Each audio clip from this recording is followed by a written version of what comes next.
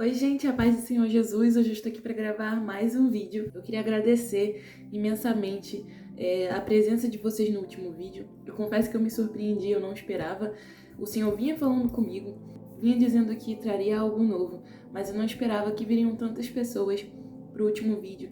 Bem, hoje eu vim falar um pouquinho mais da série dos Improváveis e a gente vai falar sobre Davi, a gente vai continuar falando sobre Davi. Na época de Davi, já existia um rei e a gente conhece ele, era o rei Saul. Ele foi ungido por Deus também, mas era um rei segundo o coração do povo, porque Saul ele tinha uma boa aparência, ele era um homem forte, um homem guerreiro, ele era o mais alto, era visível que ele era o mais alto dentre a população, então ele era um homem muito bem visto. Só que quando Deus manda chamar Davi, ele já tinha rejeitado Saul por conta das atitudes de desobediência, de rebeldia e da soberba que habitava no coração de Saul e a falta de arrependimento. Já Davi, ele era um rei segundo o coração de Deus. Antes de Davi ser rei, antes de Davi ser ungido como rei, Deus já enxergava Davi como rei. Sim, aquele menino fraquinho, franzino, que cuidava de ovelhas, que cuidava das ovelhas do seu pai, o menor dentre seus irmãos, um esquecido, é esse que Deus vai chamar como rei, porque ele olhava para o coração. Deus olha para o nosso coração, ele não olha para a nossa aparência. Então chega um momento que Samuel vai chegar na casa de Jessé, porque ele chega lá na casa de Jessé e olha para a aparência daqueles filhos dele. Ele olha como eles eram fortes, como eles eram valentes e tal, e ele vai falar, Senhor, com certeza deve ser esse aqui. Aí Deus, não é. Não, então deve ser esse aqui. Não é esse daí também.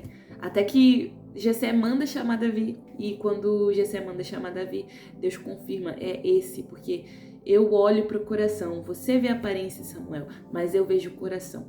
E ele vai ser chamado para ir para o palácio. Inicialmente ele vai para o palácio para tocar harpa e para ser armeiro.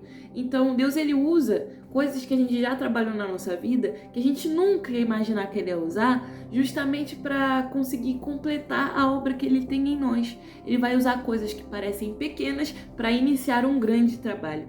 Saul ele começa a perseguir Davi, porque ele vai sentir ciúmes. Ele vai ver que Davi tem alguma coisa diferente aí e que o povo começa a enxergar Davi como um líder. Diversas vezes ele até desiste de perseguir Davi, fala que se arrependeu, que não vai mais perseguir ele e novamente tenta matá-lo. E no tempo certo, o próprio Deus se encarregou de resolver essa situação. Até que chega um momento que Saul morre, não só Saul como seu filho Jonatas, que era o melhor amigo de Davi, que ajudou Davi a escapar das mãos de Saul, que poupou a vida de Davi, que ajudou ele ao longo da caminhada, foi um fiel amigo. Eles morrem. E Davi se lamenta muito, não só pela morte de Jonatas, mas pela morte daquele que havia o perseguido. Então nós devemos aprender que nós não devemos amar as pessoas que nos convêm, que nos fazem bem. Jesus disse isso. Nós devemos amar os nossos inimigos, que é o mais difícil. Porque se a gente só ama quem nos faz bem, quem nos ama de volta, nós não estamos fazendo nada demais. Davi foi chamado por Deus, sendo improvável, e ele vai ser rei, ele se torna rei. Primeiramente ele só se torna rei de Hebrom, mas depois ele se torna rei sobre todo Israel, e todo Israel deve estar debaixo da governança de Davi, porque como o meu pai costuma dizer, quando Deus quer, todos têm que querer também. Mas Davi, assim como qualquer outro, era um homem pecador. Em um momento de sua vida, eu acredito que Davi deixou com que a soberba falasse mais alto no coração dele. Ele não vai para a guerra, ele deveria ter ido para a guerra, ele decide ficar no palácio, até que ele encontra Batseba, que era uma mulher casada com um de seus guerreiros. E Davi cobiça ela e acaba tomando ela para si. Depois que ele vê a gravidade do problema que ele criou, porque ela fica grávida, ele tenta fazer com que aquele filho parecesse ser do esposo dela, fazendo com que ele passasse a noite em casa, mas esse homem era um homem tão justo que ele fala, não, como que eu posso ir para casa enquanto todos os meus amigos estão guerreando na batalha, estão se colocando em perigo, como eu vou conseguir descansar, como que eu vou conseguir ter deleite nesse momento? Então Davi ele planeja a morte de Urias e coloca ele na frente da batalha e ele morre. Então aqui nós vemos pecados gravíssimos, adultério, cobiça e homicídio. Então Natan chega até Davi e começa a contar uma história. E Deus é tão detalhista, eu já falei isso em outro vídeo, Deus é tão detalhista que ele usa coisas na nossa história, detalhes da nossa história para falar com a gente. Então Natan vai contar a história de uma ovelha muito amada pelo seu dono. E era a única ovelhinha que esse dono tinha. E ele amava tanto, tanto, tanto que tinha essa ovelha como filha e cuidava dessa ovelha e amava essa ovelha e tal. Até que vem um homem muito rico e pega essa ovelha e acaba com a vida dessa ovelha.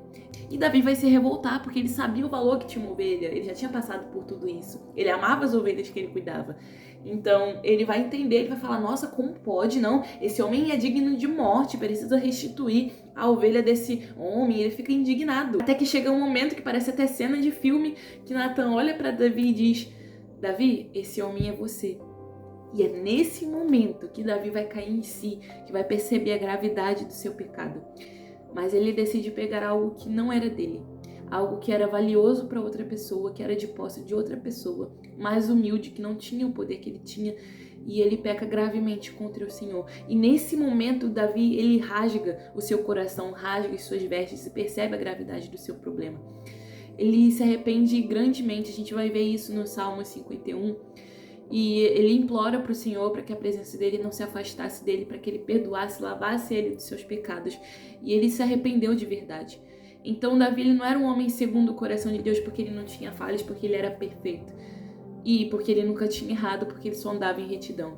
Davi era um homem segundo o coração de Deus porque ele se arrependia.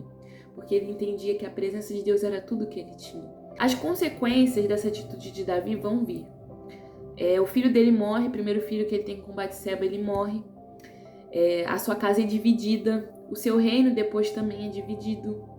E as consequências vão vir sobre a vida dele. A vida dos seus filhos vão ter escândalos. Então a gente vê que os nossos pecados, eles têm consequências e Deus ele não nos isenta das consequências das nossas atitudes. Elas vão vir. Só que a promessa dele permanece fiel e ele nos perdoa. Ele é fiel para nos perdoar mesmo com todos os nossos erros. Mesmo com os nossos erros grotescos que parecem não ter perdão, como era o caso de Davi. No arrependimento genuíno é aquele que a gente se arrepende e deixa. Então que hoje nós possamos nos arrepender de verdade. Nos arrepender e deixar o pecado. Deus ele não muda. Ele continua nos amando igualmente. E sabe, o meu pensamento, embora tenha mudado em relação a Davi, eu sei que de Deus nunca mudou. E eu me arrependi ali naquele momento, porque eu percebi que a minha vida não é nada diferente da vida de Davi. Eu sou tão pecadora quanto ele. Quem sou eu para me comparar a Davi, né? Quem sou eu? Mas eu fico pensando, como pode aquele que poderia ter me rejeitado por conta dos meus pecados se entregou numa cruz e continua olhando com os mesmos olhos de amor para minha vida? Aí entra a questão do perdão, a questão de se curar do rancor, porque nós não temos o direito de não perdoar o nosso irmão, de não perdoar os nossos inimigos, nós não temos esse direito, porque aquele que nunca pecou, que não houve pecado nele, ele perdoou. Então se ele perdoou, quem sou eu, cheio de culpa no cartório para não perdoar também? Então Davi morre. E ele deixa pra gente muitos salmos messiânicos, salmos que apontavam para Jesus. Talvez Davi realmente não sabia nada, sobre nada que Jesus viria um dia, mas constantemente ele apontava para Cristo em seus salmos, ele falava de Jesus em seus salmos. Ele disse, eu vejo meu Senhor assentado à direita do meu Senhor. E de um homem tão improvável, de um homem tão imperfeito, escolhido dentre milhares, escondido dentre milhares. Se ele foi escolhido assim, nós podemos entender que Deus ele vai escolher pessoas comuns, pessoas improváveis, ao longo de toda a história da humanidade, porque ele usa as coisas loucas desse mundo para confundir as sábias. Ele transforma as coisas que não são em coisas que são. E Deus ele faz isso, ele continua fazendo isso em nosso meio. E a promessa de Deus se cumpriu. O reino de Davi é eterno por causa de Jesus. Que esse vídeo traga alguma mudança prática em sua vida. E que você entenda que mesmo sendo improvável, mesmo sendo pequenininho, menor, Deus te chama. Amém? Deus abençoe a sua vida e até o próximo vídeo.